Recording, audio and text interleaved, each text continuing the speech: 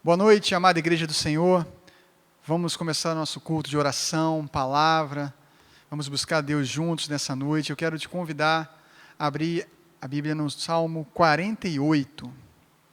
Vamos ler juntos a palavra do Senhor no Salmo 48. Amém? Diz assim: Grande é o Senhor e digno de todo louvor, na cidade do nosso Deus, seu santo monte. Belo e majestoso é a alegria de toda a terra, como as alturas do Zafon é o monte Sião, a cidade do grande rei. Nas suas cidadelas Deus se revela como sua proteção. Vejam, os reis somaram forças e juntos avançaram contra ela. Quando a viram, ficaram atônitos, fugiram aterrorizados. Ali mesmo o pavor os dominou, contorceram-se como a mulher no parto. Foste como o vento oriental, quando destruiu os navios de Tarsis. Como já temos ouvido agora, também temos visto na cidade do Senhor dos Exércitos, na cidade de nosso Deus. Deus a preserva firme para sempre. No teu templo, ó Deus, meditamos em teu amor leal. Como o teu nome, ó Deus, o teu louvor alcança os confins da terra. A tua mão direita está cheia de justiça. O monte Sião se alegra. As cidades de Judá exultam por causa das tuas decisões justas. Percorram Sião, contornando-a, contem as suas torres. Observem bem as suas muralhas, examinem as suas cidadelas, para que vocês falem à próxima geração que este Deus é o nosso Deus para todo sempre. Ele será o nosso guia até o fim. Amém? Coloque a sua Bíblia aí, sobre a cadeira, sobre o sofá, sobre a mesa. Vamos orar, vamos falar com o Senhor. Pai amado, Pai querido, estamos aqui diante do Senhor nessa noite. Senhor, queremos colocar as nossas vidas diante do Senhor, pedindo que o Senhor perdoe, Pai, os nossos pecados. Colocamos nossos corações diante do Teu altar, que nessa hora, Pai, nós possamos louvar ao Senhor, nós possamos aclamar o Teu nome, Senhor, que está acima de todo nome, Pai. Desde já eu peço a Tua bênção sobre cada pessoa que está cultuando ao Senhor nesse momento, Senhor. Cada membro da família, do pai, a mãe, a esposa, o filho, aqueles que por algum motivo estão sozinhos agora, peço que, Senhor, desde já, Pai, ó Deus, visite os corações, encha, Senhor, essa casa, enche esse lugar, Senhor Jesus, que o Teu nome, Senhor, somente o Teu nome, Pai, seja glorificado nessa noite. Vamos aclamar ao Senhor, amém? Glória a Teu nome, Jesus. Vamos dizer, meu Jesus,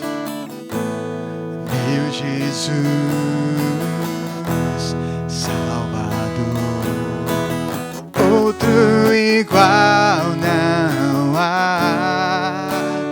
Todos os dias quero louvar as maravilhas de teu amor. Consolo,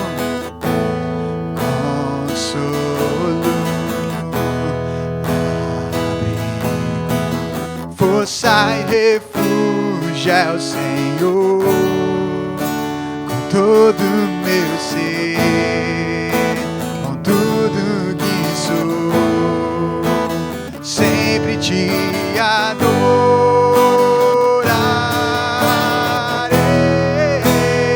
Aclame ao Senhor toda a terra e cantemos poder, majestade, louvores ao Rei.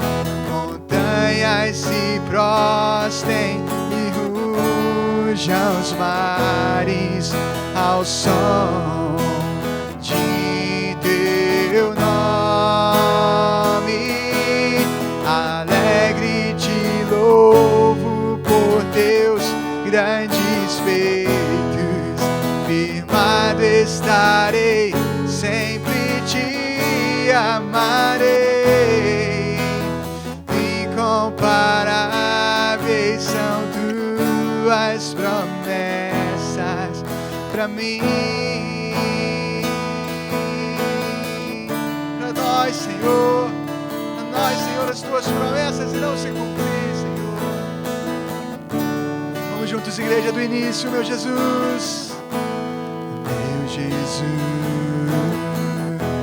Salvador, outro igual não há.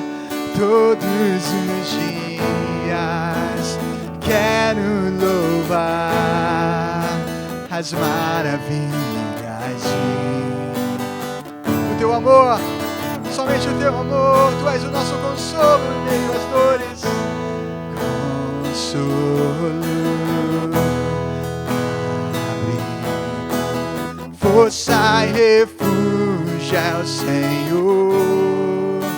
Com todo meu ser, com tudo que sou, sempre te adorarei.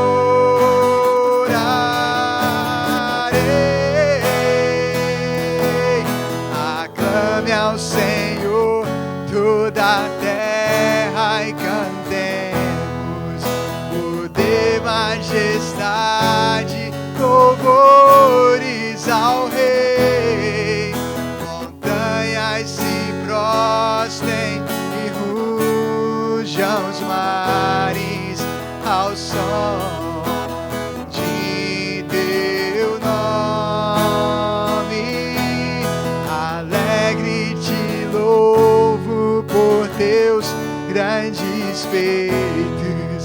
Firmado estarei, sempre te amarei. Incomparáveis são tuas promessas. Incomparáveis são tuas promessas. Incomparáveis são tuas promessas pra mim.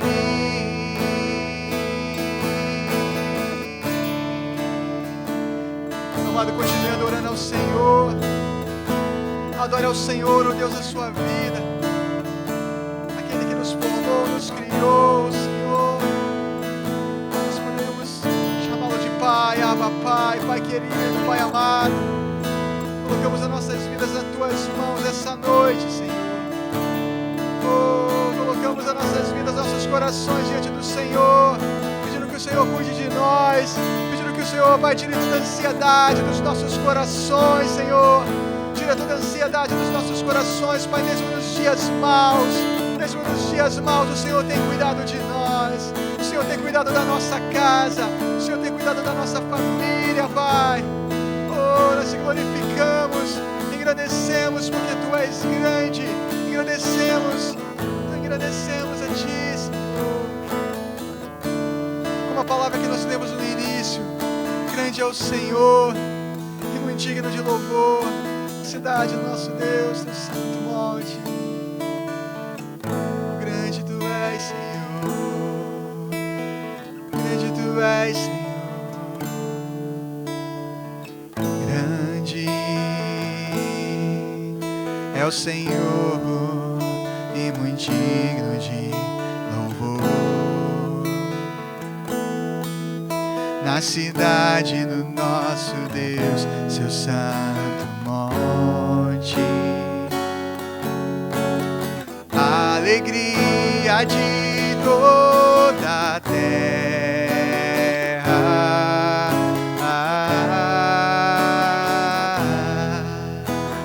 Grande é o Senhor em quem nós temos a vitória e que nos ajuda contra o inimigo. Por isso diante dele nos prostramos e adoramos. Queremos o teu nome engrandecer e agradecer-te por tua obra em nossas vidas. Confiamos em teu infinito amor, pois só tu és o Deus eterno sobre toda a terra e céu. Junto com a tua casa, todos juntos declaremos ao Senhor: queremos o teu nome engrandecer e agradecer-te por tua obra em nossas vidas. Confiamos em teu infinito amor,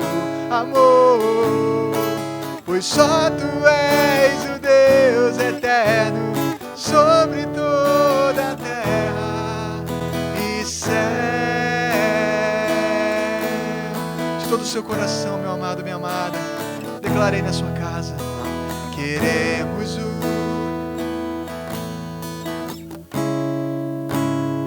agradecer-te e por tua obra confiamos em.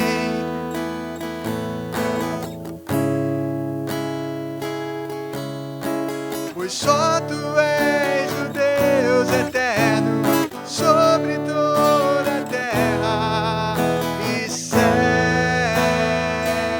Para terminarmos esse período juntos, agradecemos o Senhor. Queremos o teu nome engrandecer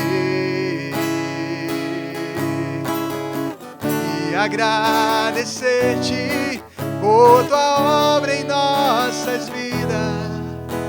Confiamos em teu infinito amor,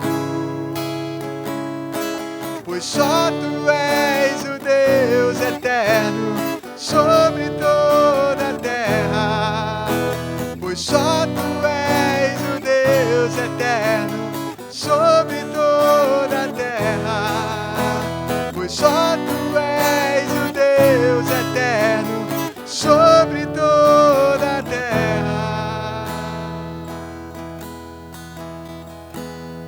e céu.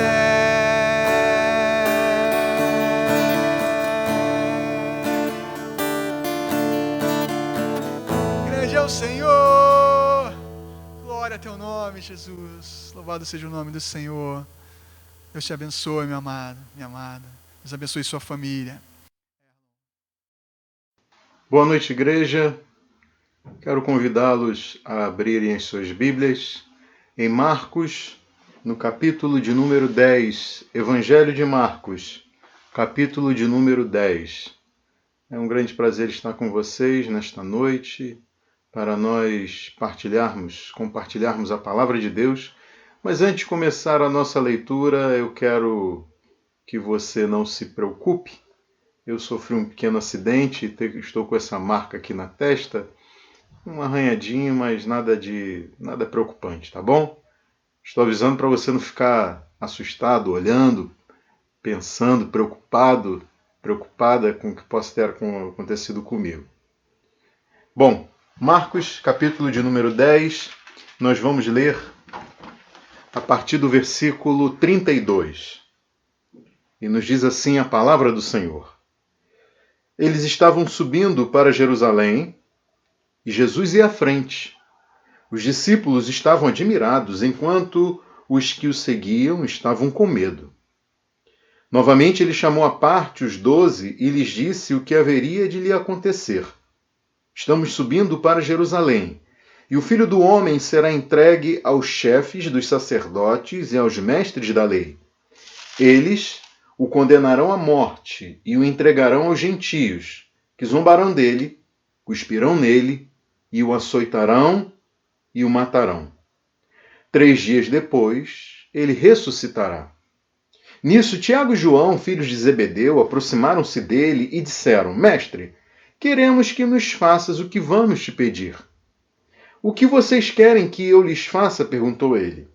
Eles responderam: Permite que na tua glória nos assentemos um à tua direita e o outro à tua esquerda. Disse-lhe Jesus: Vocês não sabem o que estão pedindo. Podem vocês beber o cálice que eu estou bebendo, ou ser batizados com o batismo com que estou sendo batizado? Podemos, responderam eles.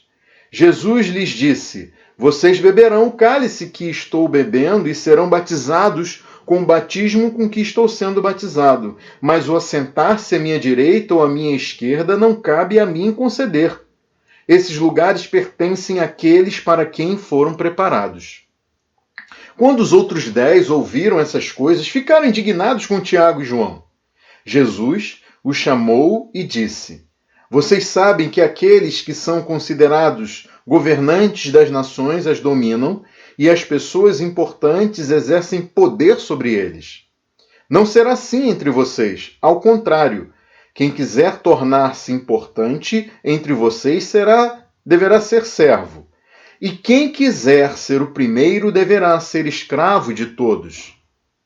Pois nem mesmo o Filho do Homem veio para ser servido, mas para servir e dar a sua vida em resgate por muitos. Curve sua cabeça, vamos orar. Senhor Deus e Pai, nesta noite nós estamos aqui reunidos diante da Tua palavra para ouvirmos a Tua voz e pedimos que Teu Espírito Santo possa falar conosco.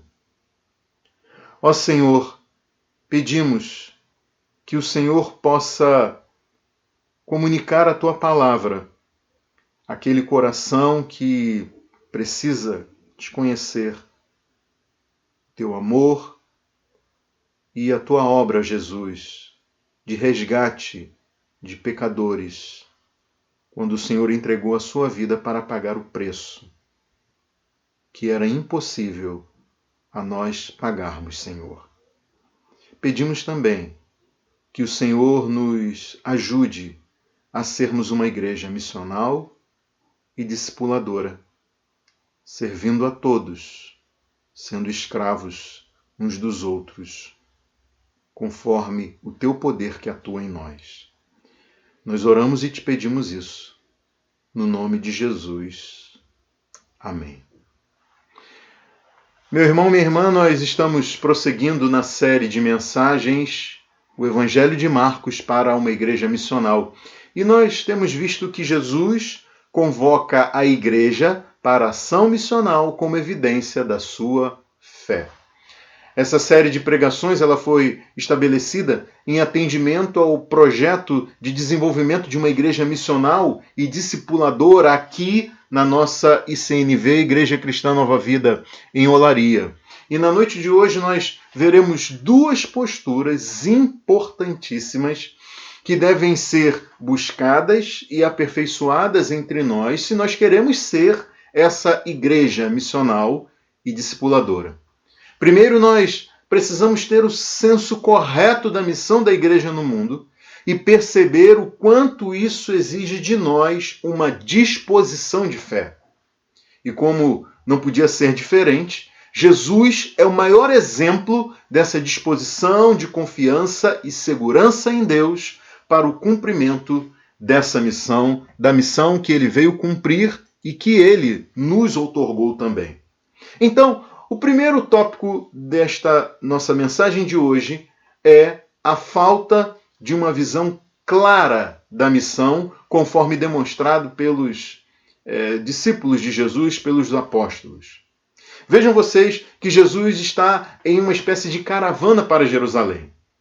Como a Páscoa judaica seria celebrada dali a alguns dias, Jesus, junto com os seus discípulos e outros que também estavam peregrinando para Jerusalém, seguem e Jesus celebraria ali a sua última Páscoa.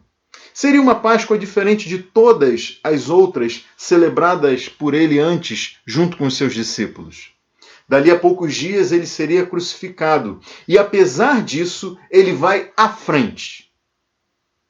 E ele vai à frente de todos para a admiração dos discípulos e o medo dos demais. E mais uma vez Jesus anuncia aos 12 apóstolos o que haveria de lhe acontecer, e eu peço que você acompanhe comigo aí a leitura dos versículos 33 até o de número 34, que nos diz assim: Jesus dizendo: estamos subindo para Jerusalém e o Filho do Homem será entregue aos chefes dos sacerdotes e aos mestres da lei. Eles o condenarão à morte e o entregarão aos gentios, que zombarão dele, cuspirão nele, o açoitarão e o matarão. 3 dias depois, ele ressuscitará. Vejam vocês que no Evangelho de Mateus, que também narra esse mesmo episódio, no capítulo 20, nós lemos que Jesus disse que eles o condenarão à morte e o entregarão aos gentios para que zombem dele, o açoitem e o crucifiquem. No 3º dia, ele ressuscitará. E Lucas conta que Jesus disse que estava para se cumprir tudo o que está escrito pelos profetas. E também Jesus usa o título messiânico Filho do Homem para se identificar como aquele anunciado nas profecias que viria dos céus para destronar reis, para destruir impérios e estabelecer o seu divino governo sobre toda a terra. Mas Jesus nos diz aqui que antes disso ele seria traído pelos líderes religiosos judeus, seria entregue nas mãos dos estrangeiros, a quem ele chama de gentios, para sofrer uma grande humilhação até ser crucificado, condenado à morte. E o que chama atenção aqui é que essa não foi a primeira vez que Jesus anunciou o quanto era necessário ele sofrer. E à medida que ele foi declarando isso, ele foi dando mais detalhes do que lhe esperava em Jerusalém. E em cada uma dessas ocorrências, os discípulos eles reagiram muito mal àquilo que Jesus disse, deixando claro que eles não compreendiam a missão de Jesus nesse mundo e, portanto, também não compreendiam a própria missão deles, uma vez que a missão deles era uma continuidade dessa missão de Jesus.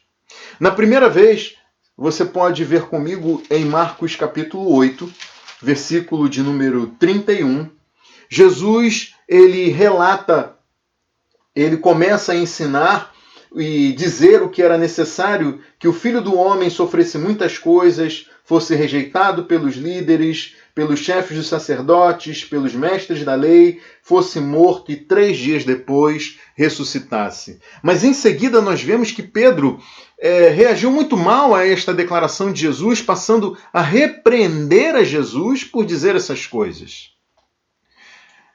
Foi quando Jesus, no versículo de número 34 do capítulo 8, chamou a multidão e os discípulos e disse: se alguém quiser acompanhar-me, negue-se a si mesmo, tome a sua cruz e siga-me.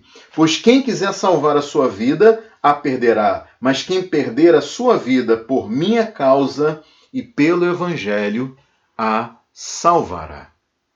E com isso, ao falar em tomar a cruz, perder a vida por ele e pelo Evangelho, Jesus disse que seus discípulos sofreriam algo parecido com o que estava reservado para ele, Jesus.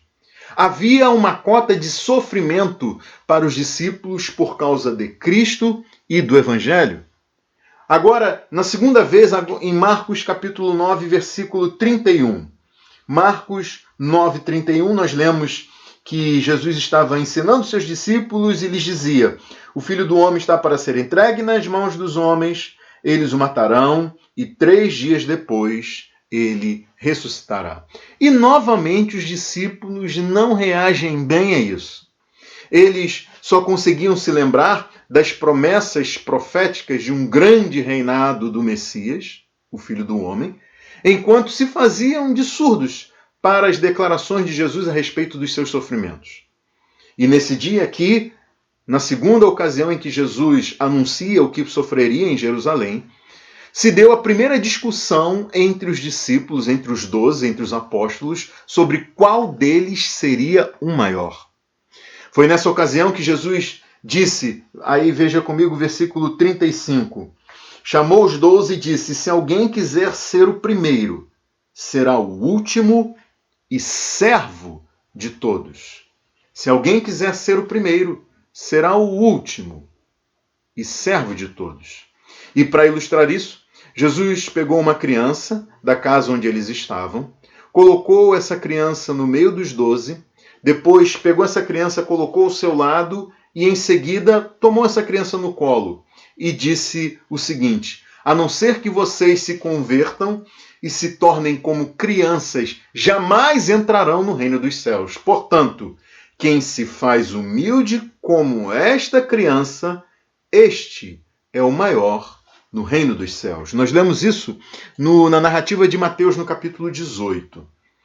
E pelo jeito eles não entenderam nada nessa primeira lição a respeito da humildade. Tanto que agora, no texto que a gente leu, no capítulo de número 10, no terceiro anúncio de Jesus a respeito dos seus sofrimentos, logo depois de Jesus mais uma vez declarar o quanto ele deveria sofrer, os discípulos são vistos em uma disputa por projeção no reino do Messias. Tiago e João, que eram irmãos de sangue, filhos de Zebedeu, pedem para que sejam o braço direito e o braço esquerdo de Jesus no governo dele sobre o mundo. Ambos ocupando posições de prestígio, posições de poder, eles queriam ser o 01 e o 02 no governo de Cristo em sua glória. Foi por não compreenderem que era necessário passar pela cruz antes de Jesus ser elevado à glória, que os 12 se viram perdidos em uma disputa por posição no reino do Cristo. Os discípulos se perderam em orgulho, em soberba, em vanglória, em mesquinhez, porque não compreendiam que o reino de Cristo não é desse mundo, que nada tem a ver com os reinos desse mundo. O reino de Cristo ele está firmado em fundamentos muito, muito diferentes dos impérios desse mundo. Vejam vocês que no nosso dia a dia, a regra geral para o crescimento em uma carreira profissional é você ser visto. Porque quem não é visto, não é lembrado. Quem não é visto, não é lembrado. Também é necessário fazer o que é chamado de networking, que é um termo em inglês para descrever uma rede de relacionamentos profissionais que você deve buscar e construir ao longo da sua carreira profissional. As pessoas dessa sua rede de contatos, elas podem, por exemplo, indicar você para contratação se você tiver que mudar de emprego. Além disso, são elas que vão favorecer, vão facilitar a sua ascensão na sua carreira. Daí então, as pessoas buscam projeção nas suas funções. Elas buscam aparecer naquilo que fazem para que sejam lembradas. Elas formam alianças com interesses pessoais. Elas desenvolvem uma elevada autoestima. Elas se mostram destemidas para o desenvolvimento de tarefas e desafios. Elas superestimam os seus talentos e as suas potencialidades. Elas aprendem a vender o peixe delas, aprendem a vender a si mesmas. Tudo na busca por essa projeção. Tiago e João queriam projeção e posição em um reino que não é desse mundo. E aí eles se utilizaram daquilo que esse mundo declara que as pessoas devem se valer para atingir essa projeção e essa posição. E aí nós vamos para o segundo tópico desta nossa mensagem desta noite. Os problemas de uma visão errada da missão. O que uma visão errada da missão é capaz de gerar e produzir problemas. O Evangelho de Mateus, no capítulo 19, versículo 28, conta que pouco antes de Tiago e João pedirem para que fossem escolhidos como uma espécie de vice-rei e de primeiro-ministro no reino messiânico, Jesus havia dito o seguinte para os 12. Por ocasião da regeneração de todas as coisas, quando o Filho do Homem se assentar em seu trono glorioso, vocês me seguirão também, e se assentarão em 12 tronos, para julgar as 12 tribos de Israel. Vocês que me seguiram também se assentarão em 12 tronos para julgar as 12 tribos de Israel.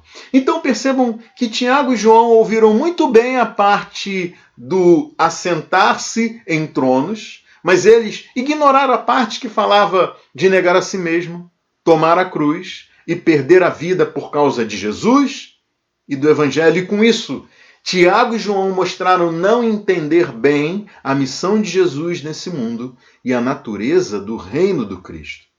Foi por isso que, depois de ouvir o pedido deles, nós lemos aqui em Marcos capítulo 10, versículo de número 38, que Jesus disse-lhes: vocês não sabem o que estão pedindo. Podem vocês beber o cálice que eu estou bebendo, ou ser batizados com o batismo com que estou sendo batizado?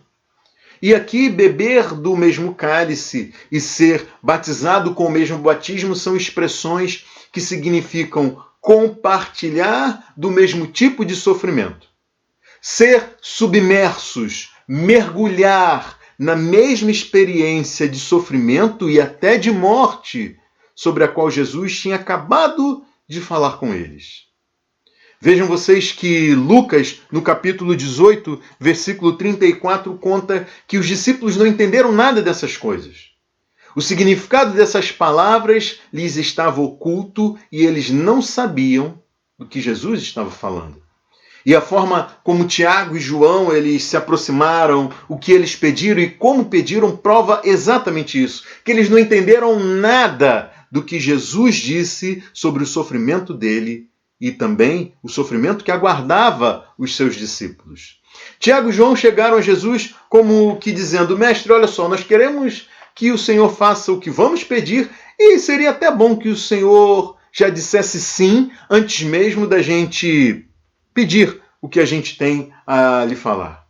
Agora, vejam como é exatamente isso. O que acontece quando a gente faz pedidos a Deus sem conhecimento bíblico e sem reverência, mas motivados por orgulho, por arrogância, por uma vanglória, por interesses próprios, para a satisfação dos nossos próprios prazeres. O resultado é que a gente não recebe o que pede, quando pede dessa forma, e por esses motivos. Felizmente, o apóstolo João, esse irmão de Tiago, aprendeu com isso. Tanto que, mais tarde, ele escreveu o seguinte na sua primeira carta: esta é a confiança que temos ao nos aproximarmos de Deus. Se pedirmos alguma coisa de acordo com a sua vontade, Ele nos ouve. Esta é a confiança que temos ao nos aproximarmos de Deus. Se pedirmos alguma coisa de acordo com a sua vontade, Ele nos ouve. Tiago e João fizeram aqui, infelizmente, um pedido tolo. Mas graças a Deus, meus irmãos e minhas irmãs, que nós não somos atendidos em tudo aquilo que a gente pede a Deus em oração. Graças a Deus. Quantos pedidos tolos a gente faz? Seja por falta de conhecimento da vontade de Deus, seja por motivos errados. E nisso a gente deve olhar para Jesus e aprender com Ele, inclusive, como nos achegarmos a Deus. Veja aqui que no versículo 40, Jesus disse o seguinte: o assentar-se à minha direita e à minha esquerda não cabe a mim conceder. Esses lugares pertencem àqueles para quem foram preparados. O Evangelho de Mateus informa que Jesus disse: esses lugares pertencem àqueles para quem foram preparados por meu Pai. Então, Jesus ele reconheceu que em seu ministério certas questões, certas decisões não estavam nas mãos dele. E ele alegremente confiava tudo isso ao Pai. E nós devemos aprender com Jesus aqui também e fazer o mesmo. Meus irmãos e minhas irmãs, a reação de Tiago e João foi tão ruim quanto o pedido que eles fizeram a Jesus. A gente percebe uma arrogância quando aqui no versículo 39, depois de Jesus ter perguntado se eles poderiam beber do mesmo cálice e ser batizados com o mesmo batismo, eles disseram, podemos. É como se eles dissessem, sim, nós podemos compartilhar e suportar esses sofrimentos. Eles agiram aqui como Pedro, que disse para Jesus, estou pronto para ir contigo para a prisão e para a morte. E vejam só, dali a poucas horas, Pedro estava negando que conhecia Jesus e ainda praguejava contra as acusações dos outros de que ele era um dos discípulos de Jesus. Ah, meus irmãos e minhas irmãs, o quanto esses discípulos, apesar de confiantes, eles ignoravam coisas importantes a respeito daquilo que Jesus lhes dizia. Mas, de qualquer forma, Tiago e João compartilharam os sofrimentos de Jesus. Vejam vocês que Tiago foi o primeiro apóstolo martirizado. Atos capítulo 12, versículo 2, nos diz que Tiago, irmão de João, foi morto à espada. Muito provavelmente ele teve a cabeça cortada. E João foi o último dos apóstolos a morrer em velhice, depois de torturado, preso e exilado lá na ilha de Patmos. No fim, ambos padeceram por causa de Cristo e do Evangelho. Um abriu e o outro fechou a linha de sofrimento dos apóstolos. Curiosa foi a reação dos outros 10. Veja aqui no versículo de número 41. Quando os outros 10 ouviram essas coisas, ficaram indignados com Tiago e João. E ao que tudo indica, essa indignação se deu porque eles perceberam que tinham perdido a oportunidade, que eles não tiveram a mesma ideia ou a coragem de pedir o mesmo que Tiago e João pediram aqui. E isso levou Jesus a ensinar aos 12 mais uma vez sobre como são as coisas no reino de Deus e o que se exige dos que fazem parte desse reino na relação uns com os outros. Veja aí comigo que nos versículos 42 a 44 nós lemos que Jesus os chamou e disse: vocês não sabem que aqueles que são considerados governantes das nações as dominam? E as pessoas importantes exercem poder sobre elas? Não será assim entre vocês. Ao contrário, quem quiser tornar-se importante entre vocês deverá ser servo. E quem quiser ser o primeiro deverá ser escravo de todos. E agora nós vemos que no reino de Deus, os relacionamentos eles estão fundamentados no serviço e não no domínio. No reino de Deus, os relacionamentos estão fundamentados no serviço e não no domínio. Vejam que essa foi a segunda vez que Jesus precisou tratar sobre este tema com os 12. E daí você pode pensar, bom, agora eu imagino que eles aprenderam a lição de vez. Aí é que está. Vejam que Lucas agora nos conta, lá no versículo 22 do seu evangelho, que até na última ceia de Jesus com eles, essa conversa veio à tona mais uma vez e Jesus teve que repetir a mesmíssima coisa. Então, vejam que nós estamos aqui no capítulo 10 de Marcos. Jesus ainda não chegou em Jerusalém. E é a segunda vez em que essa disputa entre os discípulos se estabelece para ver quem era o maior numa busca por posição, por prestígio no reino vindouro do Messias. E aqui, depois de poucos dias dessa ocasião que nós estamos aqui lendo, esse assunto voltou a ser discutido entre eles à mesa da ceia, da última ceia de Jesus com eles. Meus irmãos e minhas irmãs, pensem comigo, será que isso não quer dizer alguma coisa para a gente, não? Isso deveria ser suficiente para alertar a gente o quanto este assunto é importante. Isso deveria ser suficiente para que nós percebêssemos o quanto esse assunto é importante. Para que a gente percebesse o quanto a gente é capaz de se perder, de nos perdermos em disputas motivadas pelo orgulho, pela vaidade, pela vanglória.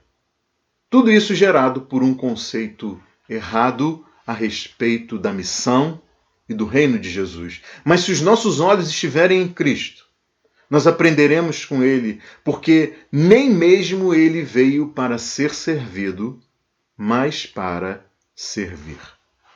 Aqui, em Marcos 10, Jesus faz menção às relações desse mundo como exemplo daquilo que não deve ser seguido pelos crentes. Enquanto que fora da igreja as pessoas são elevadas a posições de liderança pela força ou pelo grau de importância político, econômico ou social, na igreja não deve ser assim. Vejam que Jesus disse no versículo 43, não será assim entre vocês, ao contrário, quem quiser tornar-se importante entre vocês deverá ser servo, e quem quiser ser o primeiro deverá ser escravo de todos. E como eu tenho destacado em outras ocasiões, ao longo dessa série de pregações, novamente é Jesus quem se coloca como exemplo daquilo que ele ensina aos seus discípulos. Vejam vocês o versículo de número 45, quando ele diz, pois nem mesmo o Filho do Homem veio para ser servido, mas para servir e dar a sua vida em resgate por muitos. E esse é o versículo-chave do Evangelho de Marcos. O Evangelho que nos apresenta o Rei soberano que viveu como servo sofredor. Jesus se coloca aqui como um exemplo a ser seguido pelos seus discípulos no serviço mútuo. Ele nos ensina que nós devemos dar de nós mesmos uns aos outros, que nós devemos servir uns aos outros como ele nos serviu. Jesus se coloca aqui muito mais do que um exemplo a ser seguido. Ele diz que nós podemos seguir o exemplo dele pelo que ele fez por nós. Nós podemos seguir o exemplo dele por aquilo que ele fez por nós. Jesus diz que veio para dar a sua vida em resgate por muitos. E esse é um aspecto daquilo que Jesus fez por nós, que vai nos mostrar porque cada um de nós pode e deve ser servo e escravo uns dos outros. Ao dizer que veio dar a sua vida em resgate por muitos, ele queria que a gente entendesse que ele veio dar a sua vida em lugar, em substituição, no lugar de e para o resgate de muitos. Assim como nos sacrifícios do Antigo Testamento em que um animal inocente morria no lugar do pecador, assim como no pagamento pela libertação de um escravo, assim como no pagamento da dívida de um criminoso com a justiça, cada uma dessas imagens traduz o que Jesus fez ao entregar a sua vida à morte na cruz, em resgate por muitos. E ao fazer isso, Jesus pode apresentar diante de Deus cada pessoa que nele crê como pura e santa, perdoada, livre da condenação. Quem se arrepende e crê em Jesus não é mais escravo do pecado, não tem mais dívidas com a justiça de Deus. Quem se arrepende e crê em Jesus tem suas acusações riscadas da ficha de transgressões contra Deus e hoje está livre. É por isso que a Bíblia afirma que foi para a liberdade que Cristo nos libertou e que agora já não há mais condenação para os que estão em Cristo Jesus. E Deus fez isso, enviando o seu próprio Filho à semelhança do homem pecador como oferta pelo pecado e assim condenou o pecado na carne. Por isso que quem crê em Jesus tem uma nova vida. um novo coração, uma nova disposição, uma nova inclinação, uma mente transformada. É alguém habilitado, é uma mulher habilitada para amar a Deus e as pessoas, como Jesus amou ao Pai e as pessoas ao ponto de servir e dar a própria vida por elas.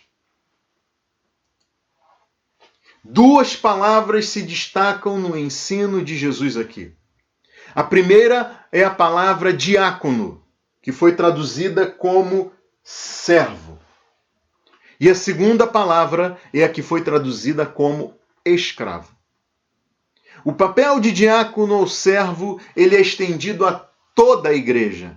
E não apenas aqueles que foram ordenados ao diaconato na nossa igreja, diácono Kennedy, diácono Leandro, diácono Souza, não. Essa relação diaconal, essa relação de serviço, ela está ligada ao que a gente faz e é dever de todos nós na igreja. Todos nós. Já a relação de escravo tem a ver com o relacionamento de cada um de nós com o nosso Senhor Jesus Cristo. Porque nós fomos salvos pela graça mediante a fé somente em Cristo, então todos nós somos escravos de Deus e nenhum de nós é senhor um do outro. Porque nós fomos chamados para a mesma missão, que é pregar o Evangelho, que é fazer discípulos. Todos nós somos servos na edificação uns dos outros, na edificação mútua. Todos nós somos diáconos uns dos outros, ministros do Evangelho e da Palavra de Deus. Todos nós. Abra sua Bíblia aí na primeira carta de Pedro, no capítulo 5. Primeira carta de Pedro, no capítulo 5, e leia comigo os versículos 1 a 6. Primeira carta de Pedro, capítulo 5, versículo 1. Pedro escreve: portanto, apelo para os presbíteros que há entre vocês. Ele está escrevendo para os pastores da igreja. Na qualidade de... E o faço na qualidade de presbítero como eles, e testemunha dos sofrimentos de Cristo como alguém que participará da glória a ser revelada. Pastoreiem o rebanho de Deus que está aos seus cuidados. Olhem por ele não por obrigação, mas de livre vontade, como Deus quer. Não façam isso por ganância, mas com o desejo de servir. Não hajam como dominadores dos que lhe foram confiados, mas como exemplos para o rebanho. Quando se manifestar o Supremo Pastor, vocês receberão a imperecível coroa da glória. Da mesma forma, jovens, sujeitem-se aos mais velhos. Sejam todos humildes uns para com os outros, porque Deus se opõe aos orgulhosos, mas concede graça aos humildes. Percebam, meus irmãos e minhas irmãs, que aquilo que o apóstolo Pedro exige dos pastores e líderes para que sejam exemplos, também ele exige da igreja no trato uns com os outros. O desejo de servir não por obrigação, mas de livre vontade. Não na busca da satisfação pessoal, mas em sujeição e em humildade. Ouçam bem a advertência que é feita aqui no versículo de número 5. Sejam todos humildes uns para com os outros, porque Deus se opõe aos orgulhosos, mas concede graça aos humildes. Eu aprendi com o pastor Timothy Keller que, escrevendo a respeito do capítulo 10 de Marcos, que é o texto na nossa mensagem de hoje, eu aprendi com ele que todo amor que transforma vidas é sacrifício substitutivo. Todo amor que transforma vidas é sacrifício substitutivo. Se você tiver de amar alguém necessitado, uma pessoa com problemas, alguém emocionalmente ferido, isso vai lhe custar muito. Os problemas As necessidades dessa pessoa lhe custarão um preço que você vai ter de pagar para suprir o que falta a essa pessoa. Vejam só que comparação interessante. Tem gente que faz contas de quanto custa ter um filho e criá-lo até a maioridade. Ter uma filha e criá-la até a maioridade. E eu tenho a leve suspeita de que as filhas custem um pouco mais caro do que os filhos. Há um custo financeiro para isso, é verdade? Tem gente que faz essa conta. Mas percebam que há mais do que isso. Há um custo emocional. Há um custo físico. E se você é um pai, uma mãe, crente em Jesus, há um custo relacionado à sua fé. Agora, percebam que a melhor ilustração para o discipulado cristão é essa relação de pai e mãe com filho e filha na fé. Isso exige paciência, atenção, uma grande disposição para ser exemplo, um bom exemplo. E se isso não for feito em amor, por amor, meu irmão, minha irmã, já era. Não tem como uma coisa dessa dar certo. Se você se dispuser a amar pessoas que estão quebradas emocionalmente, então você irá se esgotar emocionalmente. Agora pense comigo. Quem de nós não é um tanto quanto quebrado, não é mesmo? Agora, se você se prender ao seu conforto emocional, ao desejo de ser servido em vez de servir, então essas pessoas elas afundarão nas suas situações de desespero. A única maneira de amar pessoas assim é por meio de um sacrifício substitutivo. A única maneira de amar pessoas assim é por meio de um sacrifício substitutivo. Você vai ter de sacrificar, por exemplo, a sua liberdade. Você vai ter de sacrificar o seu tempo para dar atenção a essa pessoa, dedicar tempo a ela, ligar para ela, se preocupar, orar com ela, ler a Bíblia com ela, ouvi-la, aconselhá-la de acordo com a palavra de Deus. Meu irmão, minha irmã, o sacrifício está na essência do amor verdadeiro. O sacrifício está na essência do amor verdadeiro. Tiago e João não tinham ideia do que estavam pedindo a Jesus. E aí eu pergunto a você, será que você entende agora exatamente isso?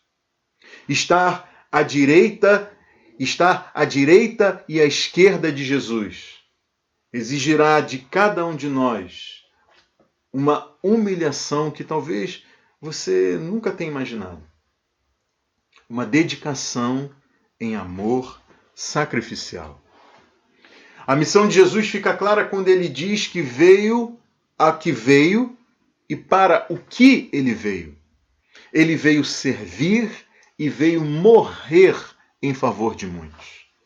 Na verdade, ele veio fazer isso, morrer no lugar de muitos, em substituição de muitos. E esses muitos destacam o alcance do sacrifício de Jesus. Não são todos, mas muitos. De toda língua, tribo e nação em todo o mundo. Muito mais do que esses discípulos aqui em Marcos 10 podiam imaginar. E eu lhe pergunto, você é um desses muitos? Tiago e João desejaram, meus irmãos e minhas irmãs, estar à direita e à esquerda de Jesus em seu reino.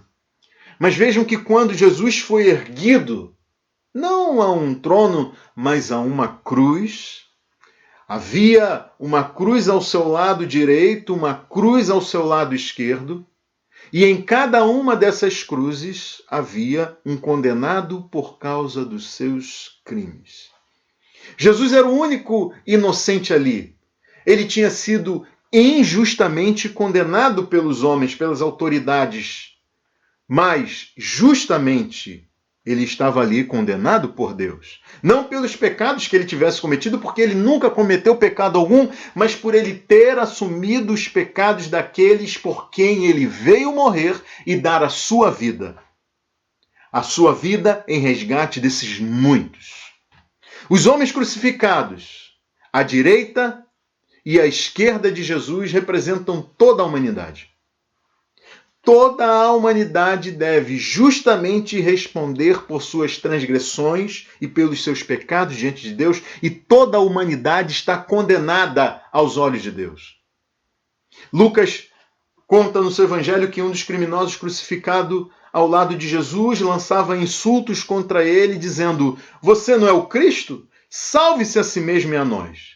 Mas o outro criminoso o repreendia, dizendo: "Você não teme a Deus, nem estando sob a mesma sentença? Nós estamos sendo punidos com justiça, porque estamos recebendo o que nossos atos merecem, mas esse homem não cometeu nenhum mal." Então ele disse: "Jesus, lembra-te de mim quando entrares no teu reino." Jesus lhe respondeu: "Eu lhe garanto, hoje você estará comigo no paraíso." Veja, você só poderá entrar no reino de Deus e se sentar ao lado de Jesus se sua vida for resgatada por ele. Se você for como o primeiro criminoso que não se arrependeu, nem confessou, nem creu em Cristo, então será você mesmo que precisará dar conta da sua vida. A sua dívida será cobrada de você e você não terá como pagar essa dívida. Mas se você for como outro criminoso, que reconheceu os seus pecados, os confessou, se arrependeu e creu em Jesus, então a sua dívida será quitada não pela sua justiça, mas pela justiça de Cristo, aquele que morreu na cruz, que morreu em lugar de pecadores para dar a esses pecadores arrependidos e crentes nele vida hoje mesmo e a vida eterna na era futura. Tudo passa pela cruz. A salvação, a vida cristã, o serviço, a missão e o discipulado.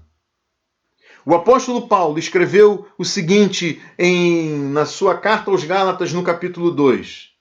"Fui crucificado com Cristo, assim já não sou eu quem vive, mas Cristo vive em mim, e a vida que agora vivo no corpo, vivo-a pela fé no Filho de Deus que me amou e se entregou por mim." A vida santa que nós devemos encarnar, ela só pode ser vivida porque nós fomos crucificados com Cristo e morremos para esse mundo e hoje nós vivemos para Deus. Paulo também escreveu que pelo seu sangue derramado na cruz, Jesus trouxe eterna redenção, perdão de pecados. E daí ele afirma em Colossenses, abra comigo aí, na carta de Paulo aos Colossenses, no capítulo de número 1. Colossenses capítulo 1, versículo de número 21. Colossenses 1, 21. Paulo escreve o seguinte: "Antes vocês estavam separados de Deus, e na mente de vocês eram inimigos por causa do mau procedimento de vocês. Mas agora ele os reconciliou pelo corpo físico de Cristo mediante a morte, para apresentá-los diante dele santos, inculpáveis e livres de qualquer acusação. Desde que continuem alicerçados e firmes na fé, sem se afastarem da esperança do Evangelho que vocês ouviram e que tem sido proclamado a todos os que estão debaixo do céu. Esse é o Evangelho do qual eu, Paulo, me tornei ministro." E a palavra aqui é diácono. Paulo está dizendo que se tornou um servo, um ministro da palavra. Ele continua: "Agora me alegro em meus sofrimentos por vocês e completo no meu corpo o que resta das aflições de Cristo em favor do seu corpo, que é a igreja." Há uma cota de sofrimento para os crentes. Dela me tornei ministro de acordo com a responsabilidade por Deus a mim atribuída. Ministro aqui é diácono novamente. Essa cota de sofrimento tem a ver com esse ministério e essa responsabilidade atribuída por Deus de apresentar-lhes plenamente a palavra de Deus. O mistério que esteve oculto durante épocas e gerações, mas que agora foi manifestado aos seus santos. A ele quis Deus dar a conhecer entre os gentios a gloriosa riqueza desse mistério que é Cristo em vocês, a esperança da glória. Nós o proclamamos, advertindo e ensinando a cada um, com toda a sabedoria, para que apresentemos todo homem perfeito em Cristo. Para isso eu me esforço, lutando conforme a sua força que atua poderosamente em mim. Meus irmãos e minhas irmãs, há um chamado para cada cristão a sofrer como igreja, como corpo de Cristo, no serviço, na diaconia da palavra, compartilhada mutuamente entre nós. Esse sim é um ministério de sofrimento especialmente conferido aos pastores e líderes, mas igualmente compartilhado por cada um de nós em uma igreja missional e discipuladora. Então, que cada um de nós, cada uma que faz parte dessa Igreja Cristã Nova Vida em Olaria, seja adolescente, seja jovem, seja adulto, seja idoso, que cada um tenha, ao fim dessa mensagem, a firme convicção de que deve ser como foi o apóstolo Paulo para com a Igreja de Cristo, proclamando, advertindo e ensinando mutuamente, com toda a sabedoria, edificando-nos uns aos outros, para que apresentemos uns aos outros, todo homem, toda mulher, perfeitos em Cristo. E para isso que nós nos esforcemos, que nós viemos a lutar conforme a força de Deus que atua poderosamente em nós e em cada um de nós. Que nós sejamos escravos uns dos outros, em Cristo, servos de todos os irmãos. Curve sua cabeça, vamos orar. Senhor Deus, te agradecemos por esta noite. Pedimos a tua graça sobre nós. Que essa palavra possa falar aos corações, transformando vidas. E, ó Deus, nos mostrando o caminho, nos revelando a verdadeira missão que nos foi dada de pregar o Evangelho e de fazer discípulos. Ajuda-nos, Senhor, transforma-nos e que sejamos servos uns dos outros, escravos uns dos outros. Ó Deus Todo-Poderoso, ajuda-nos a nos dispormos, por meio da Tua obra em nós, conforme o Teu modelo, para que possamos dedicar tempo, atenção, abrir mão, Senhor, do nosso conforto, do nosso comodismo e sermos uma igreja missional e discipuladora. Estende a tua mão sobre cada um dos teus filhos e filhas, cada um dos membros dessa nossa Igreja Cristã Nova Vida em Olaria. E faz de nós, Senhor, uma igreja missional e discipuladora para a tua glória, honra e louvor. É o que nós pedimos, em nome de Jesus. Amém. Boa noite, meu irmão, minha irmã. Deus abençoe a sua vida.